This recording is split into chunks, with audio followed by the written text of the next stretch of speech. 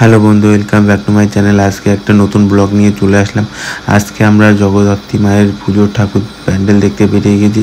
তো তোমাদের সাথে দেখাবো, তোমরা দেখতে থাকো। যদি ভিডিও ভালো লাগে লাইক কমেন্ট সাবস্ক্রাইব শেয়ার দুটোই করবে। তো তার পাশাপাশি তোমাদের বলে রাখি যে প্রথমে আমরা চলে আসলাম জগন্নাথ এর একটা মন্দিরে। তো এটা হলো বাইরের উড়িষ্যার মন্দির। তো দেখে খুবই ভালো লাগলো। তো প্রচুর টাকা খরচ করে এই মন্দিরটা বানিয়েছে। তো যাই হোক, দেখতে পুরো অরিজিনালের মতো, মানে কোনো প্যান্ডেলে বানানো সেরকম কিছু না। তো তোমাদের যদি ভালো লাগে তোমরা অবশ্যই লাইক কমেন্ট সাবস্ক্রাইব করবে। অনেকদিন ভিডিও দেওয়া হয়নি, তার পাশাপাশি তোমাদের জানিয়ে রাখি জগদ্ধাত্রী পুজোতে তোমরা যে যেখান থেকে দেখছো ভিডিওটা, তোমরা যদি আসতে চাও অবশ্যই আসতে পারো কৃষ্ণনগরে। তো প্রতি বছরই হয় এই জগদ্ধাত্রী পুজো। তো প্রচুর মানুষের সমাগম, তার পাশাপাশি প্রচুর মেলা ও প্রচুর খাবারের দোকান, তার পাশাপাশি এই বাজি এই পটকা সমস্ত কিছুই থাকে এর সাথে। তো মেলাটা খুবই উৎসবের সাথেই পালিত হয় এবং তার পাশাপাশি তোমাদের দেখাই, তোমরা দেখতে থাকো এখানে কত প্রচুর খাবারের দোকান। এবং তার পাশাপাশি এক ঝলক প্যান্ডেলটাও দেখিয়ে দিই, তোমরা দেখতে থাকো।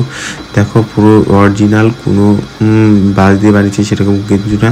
তো আমরা তার পাশাপাশি দেখতে দেখতে চলে আসলাম আর একটা প্যান্ডেলে। এইটা পুরো থালা দিয়ে বানানো।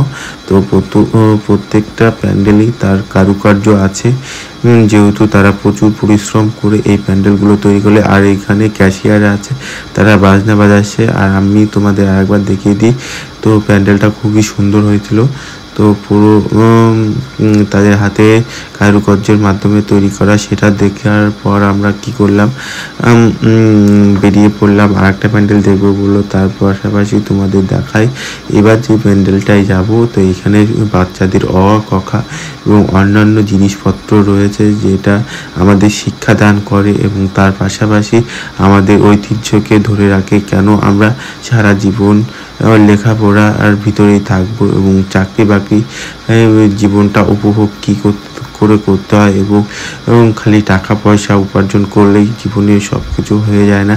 তো সেই কারণে এই প্যান্ডেলটার উদ্দেশ্য বাচ্চাদের কি করে আরও বাইরে মনোভাব করা যায় সেইগুলো। কারণ আমরা সেটাই আমাদের বোঝাতে চেয়েছিলো। আমরা যেটা যতটা বুঝতে পেরেছি তাই তোমাদের সেটা বললাম। তো ওইটা দেখে বেরিয়ে পড়লাম, ওটার সম্বন্ধে আর কিছু বললাম না। যাই হোক, আমরা আরেকটা প্যান্ডেলে চলে আসলাম। তো এই প্যান্ডেলটা দেখো, এই প্যান্ডেলটা খুবই সুন্দর ও খুব ভালো হয়েছে।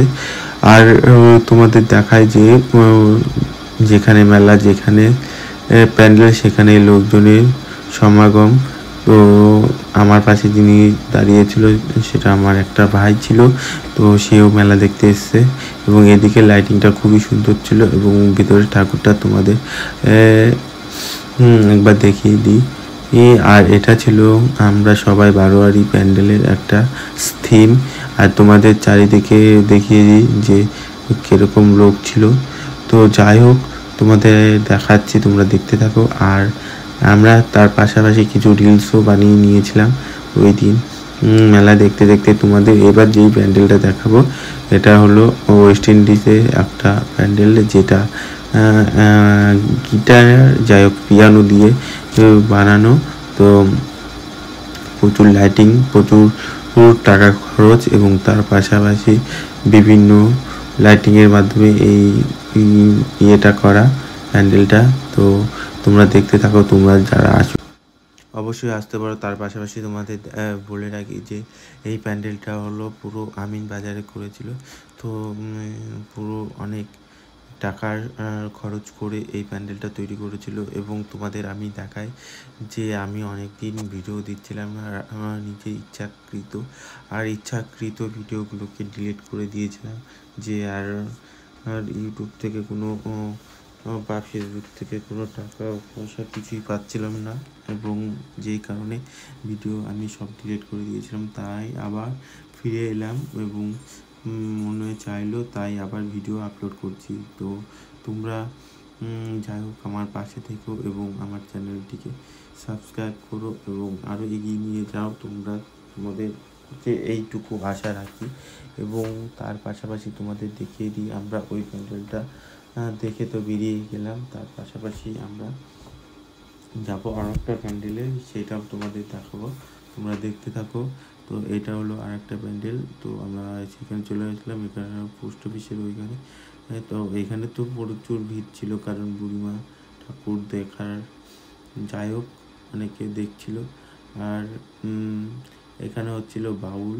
তো বাউলে ইনার মতো করে নৃত্য করেই যাচ্ছিল এবং গান করে যাচ্ছিল, কিন্তু এরা মানুষের মূল্য বোঝে না, এটা নিজেদের স্বার্থটুকুই নিয়ে বোঝে। এবং তার